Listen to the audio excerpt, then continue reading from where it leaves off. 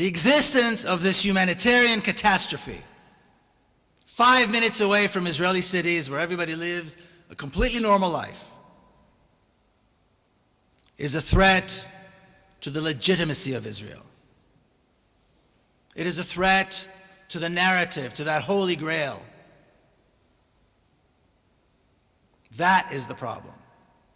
Israel has only two choices. It has to do something about Gaza. And there are only two things it can do. Leaving it alone and doing nothing is not an option because it gets embarrassing. People are going to ask questions.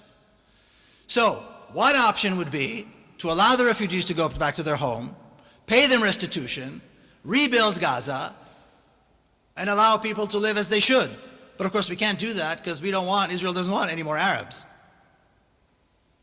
The only other option is to murder them and say it's their fault because they're terrorists. And it seems to work.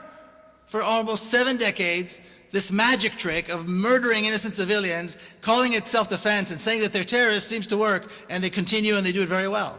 And year after year, decade after decade, the casualty count grows, the technology improves, and the world becomes more silent, even as we sit here today.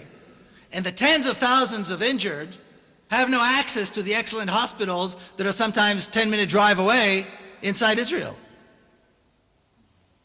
That is the problem. It is the legitimacy of the state of Israel that is at question here, that's at stake here. Because this shows that there is no legitimacy. This is the test that shows that Israel has no legitimacy. And this is exactly what the European and the American politicians and journalists are afraid to say. And this is exactly what needs to be said.